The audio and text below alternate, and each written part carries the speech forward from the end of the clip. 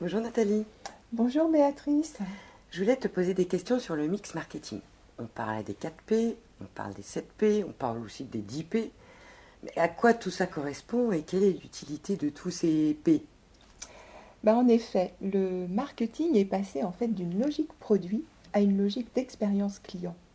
Et alors, du coup, les 4 P initiaux ont dû évoluer. Donc les 4 P, c'était le produit, le prix, la place ou la distribution et la promotion. Entre-temps, on a eu 3 autres P qui sont les personnes, le processus de séduction et puis les preuves tangibles qui étaient appropriées au service. Et maintenant, ce qui est important, c'est qu'on est passé dans une logique d'expérience client.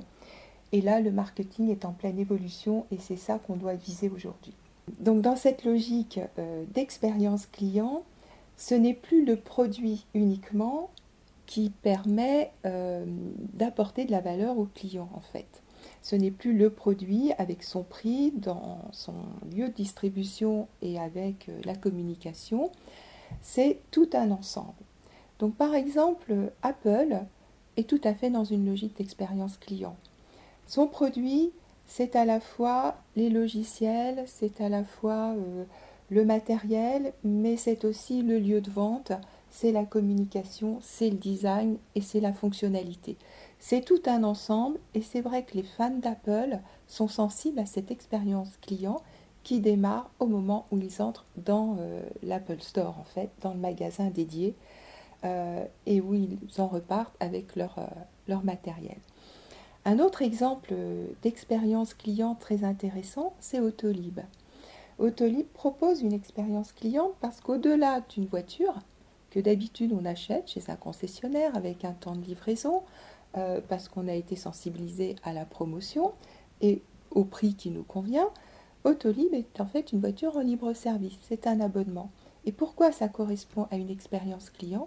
C'est qu'aujourd'hui, la voiture, quand on en a une, elle nous sert soit à partir en vacances, point c'est tout, mais quelquefois on peut avoir une grosse voiture et on l'utilise pour aller au travail et on sait que c'est un peu suréquipé en fait. Donc Autolib répond à un besoin d'une expérience personnelle concernant la voiture. C'est la voiture quand je veux, en fait, où je veux pour mes déplacements en ville. Voilà, c'est dans ce sens-là où on est passé à une expérience client, c'est qu'aujourd'hui, on n'est plus dans un système de propriété à tout prix de nos produits, mais dans un système, par exemple, de location ou de forfait. Donc, dans ce sens, la notion de produit, forcément, elle doit être vue sous un angle beaucoup plus large. Voilà, en fait, cette nouvelle logique d'expérience client au sens plus large.